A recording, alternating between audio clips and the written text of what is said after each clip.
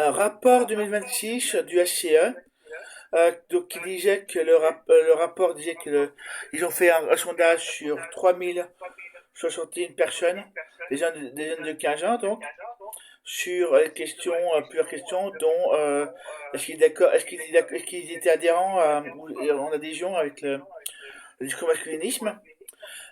Donc il y a deux formes de sexisme, le sexisme paternaliste et le sexisme violent, voilà, hostile.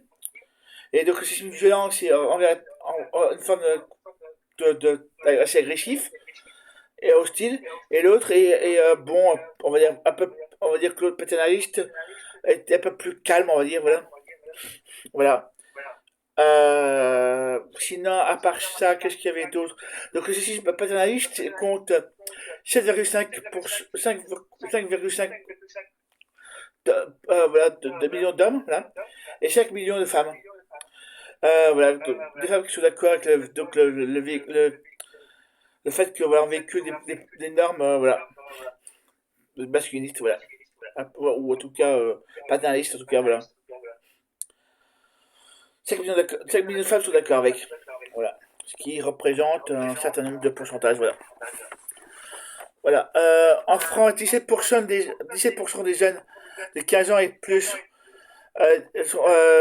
soit près de 10 millions de personnes, adhèrent au sexisme hostile. Voilà, au sexisme hostile. Plus on est vieux et plus le sexisme pose moins de problèmes. Les jeunes prennent conscience de la discrimination. Le rapport éva- évalue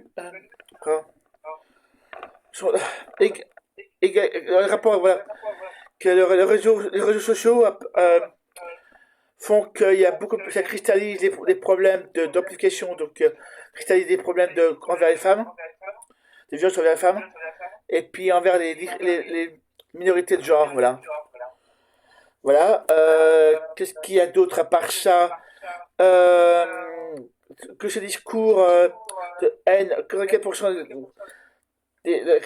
des femmes qui subissent, voilà, qui subissent cela. Voilà. Là, c'est le premier institut public français à prendre conscience du masculinisme ambiant. Voilà, le masculinisme est une idéologie qui imprègne les générations et les adultes. Les adultes ne sont pas épargnés, voilà, par le masculinisme.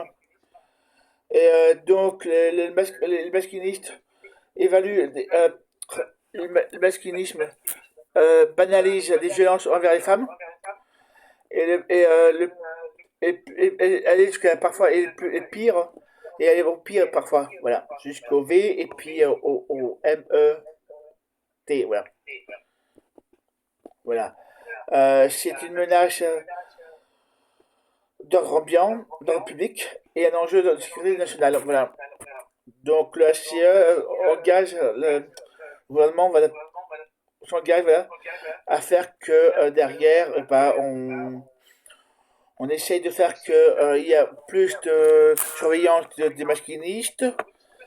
Alors donc renforcer, donc rendre les séances des VAR obligatoires et donner des cadres et un moyen pour les publics, voilà. Euh, voilà.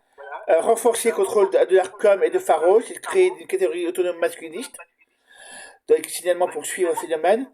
Rendre transparents les algorithmes, afin de redonner aux utilisateurs le contrôle de leur expérience en ligne. Intégrer le terrorisme misogyne dans les doctrines de sécurité.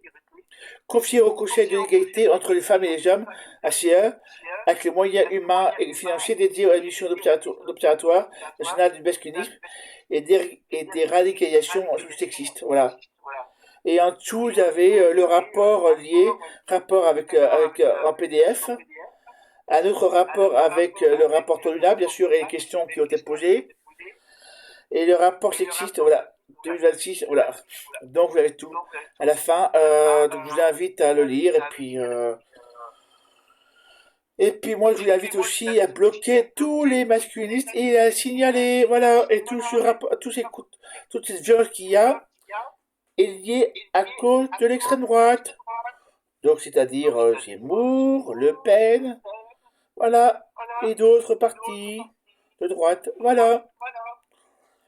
Voilà, voilà. Bon, je sais pas ce qu'on peut dire de plus, à part ça qu'il faut stopper tous ces gens-là. Il faut stopper tous ces masculinistes, qu'ils soient en France ou ailleurs, en Angleterre, aux États-Unis, ou ailleurs, voilà. Ou en Allemagne ou ailleurs, voilà. Il faut les bloquer tout ça. Il faut bloquer tous ces masculinistes qui viennent d'ailleurs de l'Union Européenne ou pas de l'Union Européenne.